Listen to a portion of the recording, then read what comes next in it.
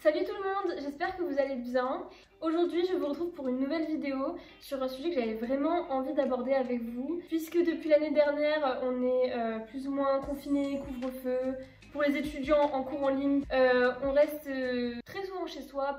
Donc du coup je voulais partager avec vous mes conseils et ce que je fais personnellement pour essayer de garder une santé mentale et physique à peu près correcte, même si je reste enfermée chez moi. J'espère que ça va vous plaire et on commence tout de suite sur les 10 choses que je fais et que je vous conseille de faire quotidiennement ou régulièrement du moins, pour essayer de se sentir mieux dans son corps et dans sa tête quand on reste chez soi toute la journée. La première des choses que je fais pour me sentir bien au début de ma journée, c'est boire de l'eau.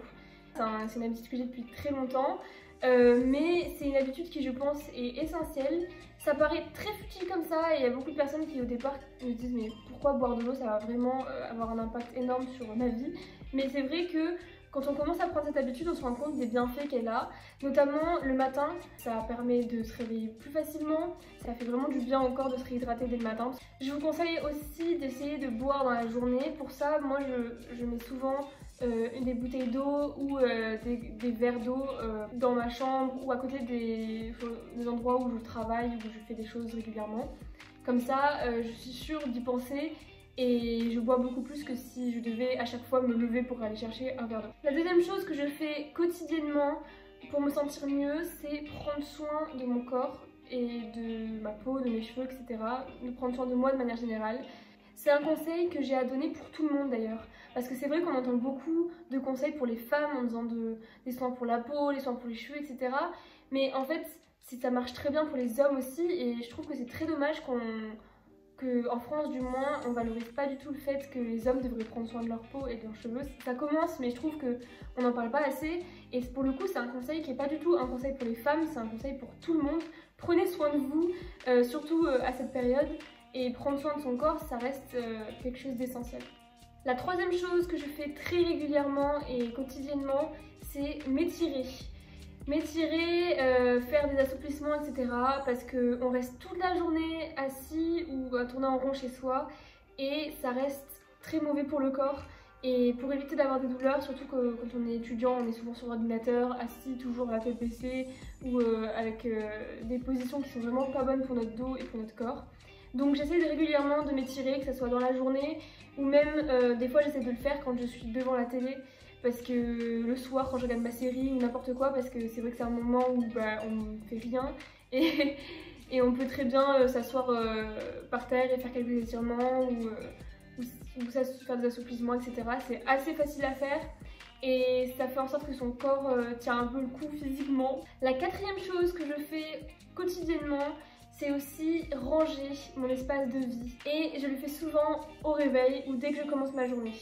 Alors ça, c'est quelque chose qui pour moi est vraiment extrêmement important. Personnellement, je n'arrive absolument pas à commencer une journée ou à être productive dans ma journée si j'ai pas rangé un peu, ou si ma maison n'est pas un minimum nettoyée ou rangée. Non seulement ça donne un certain dynamisme et une énergie pour quand on commence la journée, mais en plus de ça, ça montre qu'il n'y a pas du laisser aller, que c'est pas parce qu'on est chez soi tous les jours que d'un seul coup tout doit s'amonceler. Au contraire, notre maison devrait être encore plus propre, encore plus rangée du fait qu'on est là tous les jours. Donc vraiment pour moi c'est une forme de prise en main, une façon de commencer ma journée sur un bon pied, savoir que quand je commence ma journée, ma maison elle est en bon état et que tout est rangé et ça me donne de l'énergie pour faire tout ce que j'ai à faire. La cinquième chose que je fais, c'est allumer des bougies ou diffuser des huiles essentielles. En fait ça détend énormément, que ce soit des bougies ou que ce soit un diffuseur d'huile essentielle. L'odeur et le bruit, que ce soit le bruit de la bougie qui crépite un petit peu ou même le bruit de fond d'un diffuseur d'huile essentielle, ça donne un espèce d'ambiance relaxante en fait à la maison.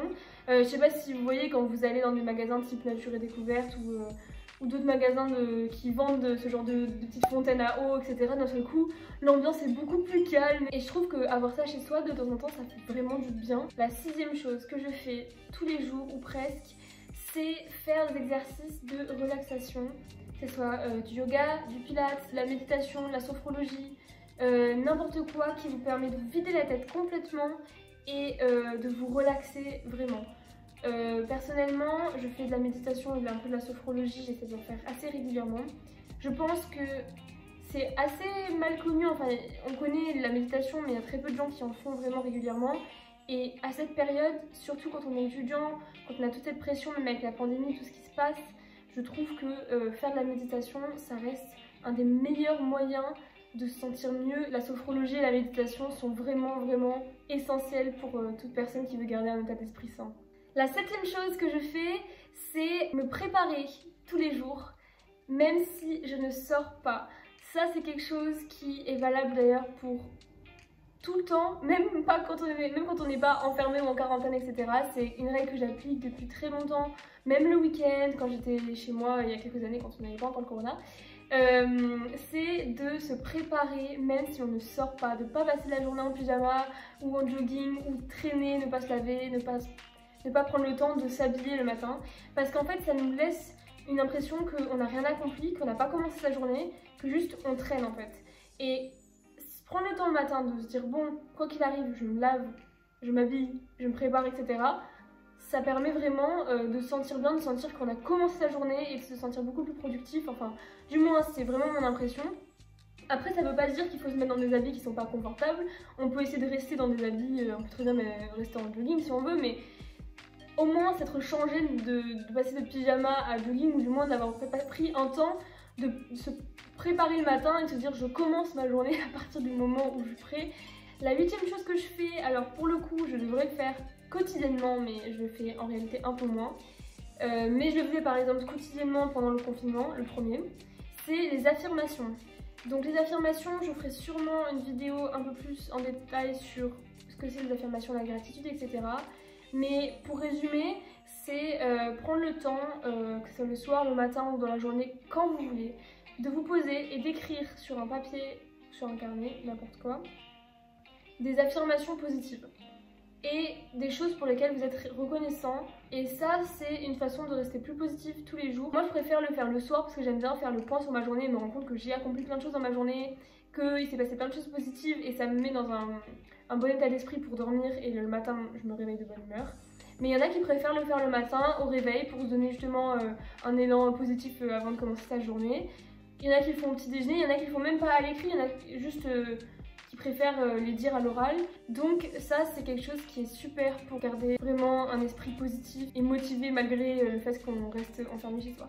Et la 9e habitude que j'ai, c'est de faire des to-do list. Donc ça, c'est vu et revu, on connaît par cœur, il y a plein de gens qui le font naturellement, mais moi j'aime bien le matin commencer par écrire les choses que j'ai à faire dans ma journée et les cocher au fur et à mesure. Comme ça me donne l'impression déjà de faire des choses de ma journée, parce que je me rends compte que si je note pas sur une to-do list, j'ai l'impression à la fin de la journée que j'ai rien fait, que j'ai rien accompli, que ma journée a été vide. Alors que même si on reste chez soi et qu'a priori on fait pas grand chose, on a toujours accompli au moins une chose dans la journée, on ne fait jamais rien. Même si c'est juste rester dans mon lit et regarder des vidéos, ça reste quand même faire quelque chose. Donc je prends le temps tous les jours de noter ce que je compte faire et aussi ce que j'ai fait de ma journée et cocher au fur et à mesure. Et également, ça permet de clarifier aussi ce qu'on a à faire dans sa journée, parce que bon, ça c'est une habitude d'organisation, mais ça peut être aussi très pratique juste pour s'organiser. Voilà. Enfin, la 10e et dernière chose que je fais tous les jours, c'est essayer de sortir de chez moi au moins une fois. Même si ce n'est pas pour faire grand chose, même si c'est juste pour me balader dans mon quartier, marcher, juste faire un tour de pâté de maison, ou aller faire des courses, ou aller retirer des sous à la banque, ou je sais pas qu'est-ce que vous pouvez faire, mais sortez, prendre l'air au moins une fois dans votre journée. C'est hyper important parce que on se rend pas compte à quel point notre corps et notre cerveau, etc. n'est pas habitué à passer nos journées chez soi. Et même si maintenant ça devient presque une habitude parce que ça fait 1 an que la plupart du temps on est chez nous, il faut quand même pas oublier qu'on n'est pas fait pour rester enfermé dans un espace clos toute la journée, et que rien que sortir et marcher un peu, ça fait un bien fou, ça permet de se détendre, de réduire le stress, ça permet aussi d'être plus en forme parce que malgré tout on marche et on fait une activité physique. Et ça permet aussi de se vider la tête. Donc vraiment, je vous conseille de le faire, d'essayer à minima au moins une fois tous les 2 jours, même si c'est pas pour faire grand chose, c'est que 5 minutes, même si c'est juste jeter les poubelles à la limite, juste descendre de chez vous et sortir, mais ne restez pas chez vous enfermés parce que ça c'est vraiment le meilleur moyen de déprimer. Après je sais qu'il y a certaines personnes qui supportent plus que d'autres le fait de rester enfermés, Mais globalement, je pense qu'on arrive à un stade où ça fait trop longtemps qu'on est enfermé chez nous pour pas essayer de trouver un moyen de sortir régulièrement et de prendre le temps de souffler et de prendre l'air. Donc voilà, c'était mes 10 habitudes ou 10 conseils que j'ai à vous donner pour essayer de vous sentir mieux chez vous, même si vous restez enfermé. J'espère que ça vous aura plu, j'espère que ces conseils vous auront été utiles. N'hésitez pas à me dire en commentaire ce que vous en avez pensé et est-ce que vous-même vous avez vos propres habitudes pour essayer de supporter les cours en ligne si vous êtes étudiant ou même simplement le confinement. On se retrouve très bientôt pour une prochaine vidéo. Comme d'habitude, n'hésitez pas à me suivre sur Instagram et sur TikTok. Et à très bientôt.